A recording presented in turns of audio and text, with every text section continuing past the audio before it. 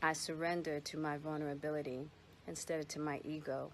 I surrendered to the things that create more connectedness than separation. And it really is about laying the ego aside, because love cannot be created where the ego exists. Hey guys, I'm Dominique Savage. Welcome back to Girl Talk. This is our very second episode. If you don't know what this is, I'll explain it to you once again. This is nowhere where we're gonna gossip or talk about anybody. We're gonna just use this as an outlet to express how we feel, to state our opinions on different things going on or talking about on social media or just on an everyday basis. Right. So with me I have three lovely ladies. Yeah, what's up? So yeah, Megan, you will always see her on the episode. She's going to be a reoccurring person on here. To my left I have Tyler Marie. Alright, so me and Tyler Marie met in White Station in high school. We've been in contact ever since then. We go to University of Memphis together. So yeah, she's a very sweet person. To my right, always to my right. Oh my gosh. Okay, my name is Rachel. Rachel Ray, Rachel Lydia, all that, you know. But yeah, I'm Rachel. I met Rachel at Middle Tennessee. I was there freshman year and couldn't stop talking to her. She's so crazy, so funny, she's so loving. She's everything. She's a very down-to-earth female. I love you too. Alright, so our topic for today, it's gonna be self-love. Before you go crazy, before you think this is gonna be a sappy type of episode, it's not. But even if you think it is, just know that whoever watches it can relate. Yes, Definitely, you're gonna be able to relate to this. yes, male or female. This Male is or not female. A unisex. I mean, this is a unisex show. Yes, It's a unisex show, so yes. Yes. Okay, so to get right into it, I'm gonna ask everybody what self-love means to you individually. You thinking about it? Yes. Okay, so what self-love means to me, basically being unapologetic about the woman that I am, not seeking validation from anybody, especially if you're not going to benefit my life. So knowing that I have flaws, knowing that I'm still growing, and acknowledging that there's going to be better days than this. Yes. I'm not in my prime, I'm still young, and I'm ready for that better me, and I know that. Yes. Self-love to me is everyone has that favorite person that they love, and they love being around that person because it makes them feel comfortable, at ease, and at peace, and you don't have to worry about who I have to fake to be like. You're just comfortable, and I feel like that person should be you. You should feel comfortable around yourself. You should feel at peace and not have to be fake, and just be able to say, oh, this is who I am, and I love that person, and that's who people are going to get. And if they love you for you, that's exactly who you should be about. But it starts from your inner self first. I think self-love is basically when you find that inner self-confidence. Basically, it's like I'm my biggest number one fan, regardless of what I have going on, regardless of what point in life I'm in. So once you can figure out, basically, it's nice to have those people on your side, but you don't need them to validate who you are and what you stand for and what you work so hard for. So basically, it's like not being so easily torn down. Yeah. Building that thicker skin, which takes life and experiences and letdowns. So It does. I agree with everything y'all saying. What self-love means to me is honestly all of those aspects and exuberating that onto other people. Good vibes, that stuff is real, the law of attraction, speaking that and having that over yourself. You never know what you're gonna get out of it. I mean, but that is recognizing that too, because in order for us to love other people, we have to know ourselves and love me, regardless of all the good, bad, ugly, whatever. I have to love me no matter what. And most importantly, I have to love God, because that is the number one aspect of even just getting to understand what love really means. Yes, ma'am. Because love is not always the sunflower, happy fields, butterfly. Like, no, it's Not at all. it's hard. It is so hard. And understanding that about yourself, being confident within yourself, that, I mean, / how we found self-love. That could tie into, insecurities as well, like what I'm about to talk about. Basically, when I found self-love, probably sophomore year in college, that's like a few years ago, I was very insecure growing up.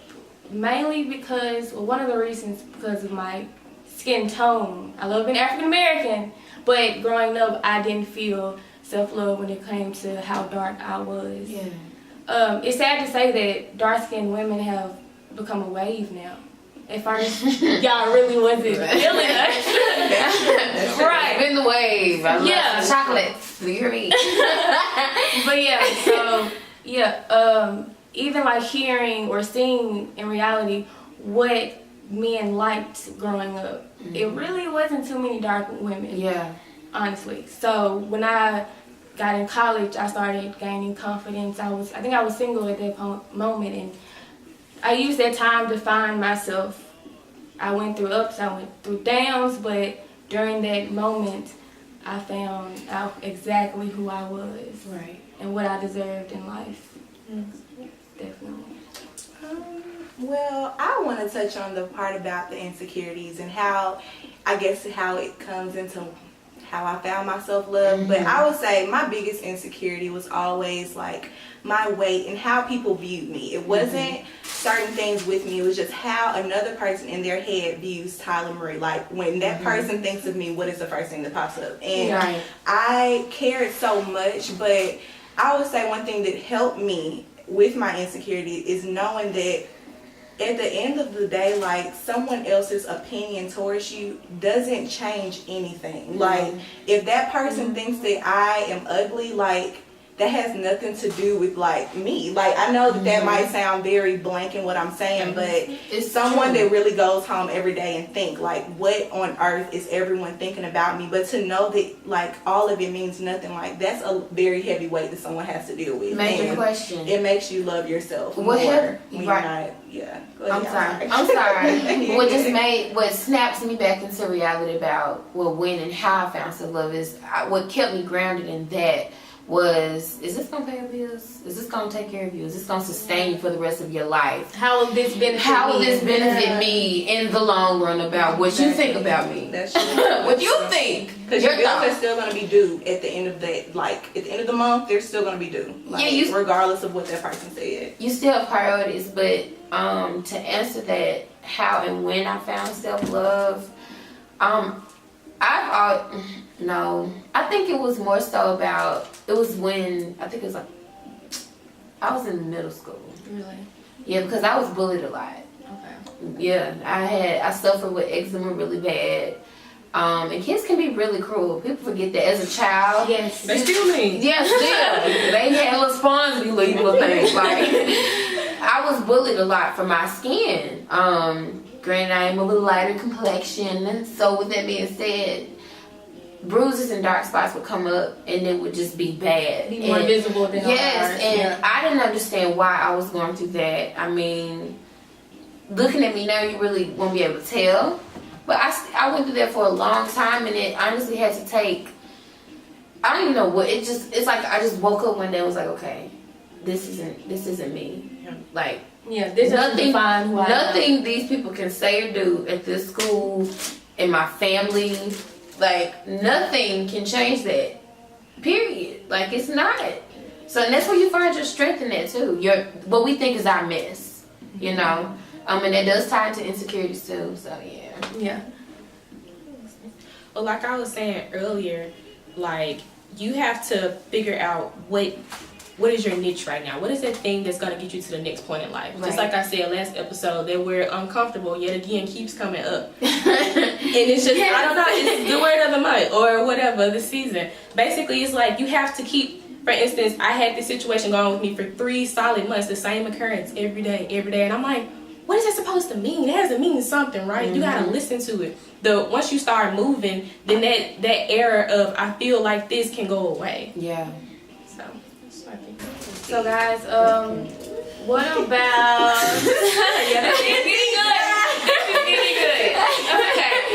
What about recognizing toxic company, growing apart from people. Oh God. Okay. Oh, the Listen. feels. Within these past couple of years, when I say I've recognized people that I thought really were for me, but their actions proved wrong.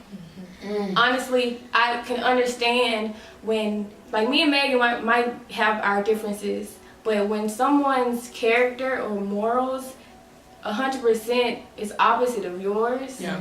You can't then make why? that work. Yeah, and Yeah. especially if that person can no way benefit my life. Yeah. Why am I still continuing this? Are they helping me grow? Are they at the same level?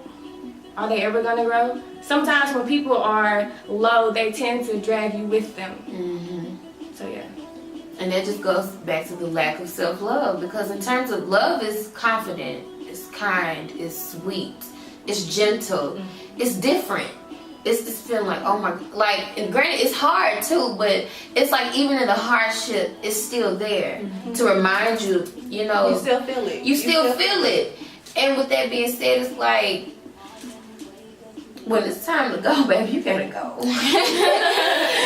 I'm sorry. So I have a question that I just want to, I guess, propose. It has to do with toxic relationships Right. and knowing to when to let go. And I was going through a situation. I don't want the person to see it and be like, "Oh, you was talking about me." But No. I just want to know, how do you guys deal with expressing yourself in situations like that? Like, you think the person is toxic. Do you feel like you're gonna do A or B? Like, A is, let me explain to you how I feel that right now it's being toxic.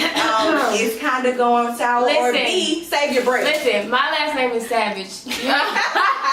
I will cut you off, Megan. Know me, anybody know me, I will cut you off and block Yes, you you. As you said. And then the crazy thing is, I give you so many chances. And then it gets to, when I cut you off, you're at your climax. And I really should have been cut you off. That's true. I was trying to do you a favor. I'm trying to be That nice. is very true. So yeah, I'm very blunt. I will block you and don't care. And I feel like for women, we naturally give second chances because we nurturing. want to Yeah, see people it's succeed so emotional. bad that it's like, how dare I be the person that, like, you don't know what could have happened the second time they tried. So it's like, we want to give you another chance, but like you just said, if I cut you off, I have probably given you 20,000 chances that you didn't even know that you had. Yeah. That's And you messed up all 20,000 chances. Recognizing toxic company, like basically, so friends are supposed to be people that were brought into your life unintentionally. You could have made friends with anybody. Had you made that one separate difference, you would have met somebody totally different, Thank and your you. life probably would have gone a totally different way. So therefore, your friends are supposed to support you in what you do, no matter what you do, your thoughts, your ideas. For instance, Dominique has been talking about this for probably over a month now. Literally. But it's like, you know, this could actually do something. This could actually do this and then this and then this. It's like, okay, why not? Why not take that chance? Right. But then when you got those people that's always, I don't know if that's the best thing for you. Like, you really want to do that? You might look stupid. Like, you know, I'm just trying to save you this time. I'm just trying to help you out.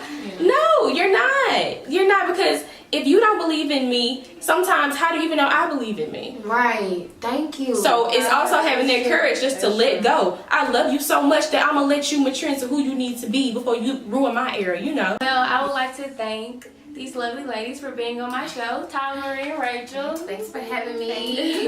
Yes. I feel like we hit a lot of good points in our conversation, and just a brief conclusion on this episode. If you feel like you can relate to whatever we talked about, I'm thankful. Yes. Very thankful. Yes. I want you to be affected by this in a positive way. So please leave feedback. Please, if you need to watch this again, watch it again. Wind it. Definitely. All right, so Tyler, can you pass me the wine bottle, please?